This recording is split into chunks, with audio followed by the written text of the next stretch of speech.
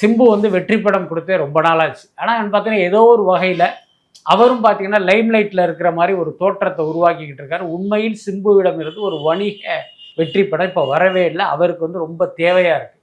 இன்னொரு முக்கியமான காரணம் என்னென்னா, அவருக்கு பிறகு சினிமாவுக்கு வந்த நடிகர்கள்லாம் சிம்புவை தாண்டி பல மடங்கு உயரத்துக்கு போயிட்டாங்க, சிவகார்த்திகேயன் போன்றவர்கள்லாம். ஸோ அப்படி இருக்கும்போது இவருக்கு வந்து ஒரு கமர்ஷியல் வெற்றி தேவைங்கிறதுனால அவர் வெற்றிமாறன் ப்ராஜெக்டை உடனே கமிட் பண்ணியிருக்காரு. வாடிவாசல்னு ஒரு படம் ட்ராப் ஆகுது. இப்போ அடுத்து என்ன பண்ணலான்னு தானுவோட பேசுகிறாரு. இல்லைப்பா, நம்ம இதுக்கு மேலே வெயிட் பண்ணக்கூடாது, ஒரு ப்ராஜெக்ட் வேணும், அப்போ என்ன பண்ணலாம் அப்படிங்கும்போது இப்போ சிம்புவிட்ட வேணா பார்க்குறீங்களா அப்படின்னு அவர் ஒரு சஜஷன் சொல்கிறாரு. இவர் போய் பேசுகிறாரு. உடனே அது ப்ராஜெக்டாக டிசைன் ஆகி இப்போ அடுத்த கட்டத்தை நோக்கி நகர்ந்துருச்சு. புரியுதா இல்லையா? அப்போ அந்த அளவுக்கு வந்து இந்த ப்ராஜெக்டை வந்து இவர் உடனடியாக என்கேஜ் பண்ணதுக்கு காரணம் என்னன்னா, இப்போ இவருக்கு ஒரு வெற்றி தேவைப்படுது. அந்த வெற்றிமாறன் மூலம் தனக்கு கிடைக்கும் அப்படின்னு இவர் நம்புறது.